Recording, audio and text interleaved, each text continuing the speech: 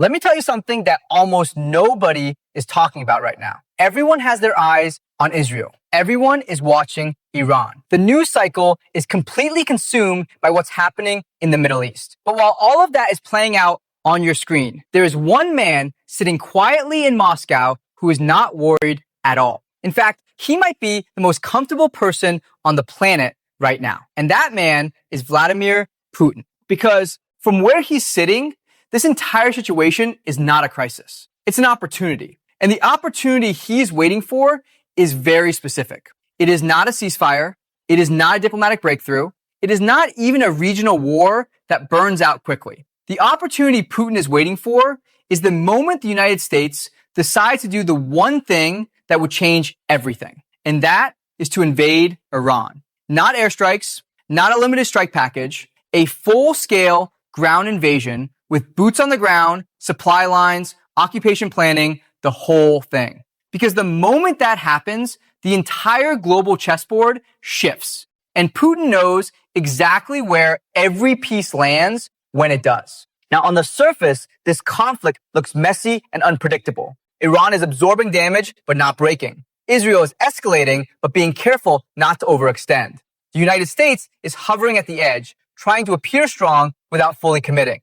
It looks like chaos, but underneath all of that noise, there is a pattern, a very deliberate, very calculated pattern. And once you see it, you cannot unsee it. Right now, America still has an exit. That is the most important thing to understand. At any point today, the United States could step back, declare that it has achieved its objectives, neutralize the threats it came to neutralize, and begin drawing down. That option is still on the table. The door is still open. But the moment ground troops enter Iran, that door closes permanently. There is no clean exit from a land war in Iran. And Putin understands this better than most people in Washington do. Here is why he's being so patient. America is not built for long wars anymore. That is not an insult. It is just a structural reality. The political will is not there. The manufacturing capacity that would be needed to sustain a prolonged conflict has been hollowed out over decades of outsourcing, and the public support simply does not exist. Even before any major escalation,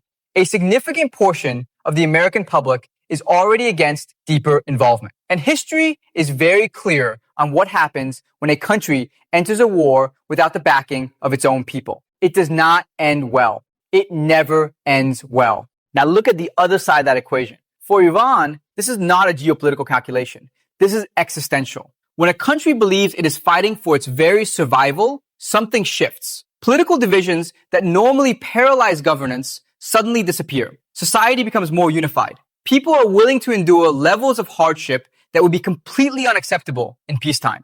That is just human nature. And it creates an asymmetry that is genuinely dangerous for whoever is on the other side of it. You have a superpower with limited patience, fighting against a nation that is prepared to absorb pain indefinitely. That combination has broken empires before. And Putin is not trying to fix this imbalance. He is trying to make it worse. Think about what he gains if the United States stays limited and contained. Nothing. The situation stays manageable. Ukraine remains the primary focus of Western attention. Europe stays engaged and supportive. Russia faces the full weight of opposition. But the moment the United States commits to a full invasion of Iran, everything changes. Attention gets split. Resources get stretched across multiple theaters. And suddenly, the most powerful military alliance in modern history is trying to fight everywhere at once. This is how empires decline. Not through a single catastrophic defeat that everyone can point to, through overextension, through the slow,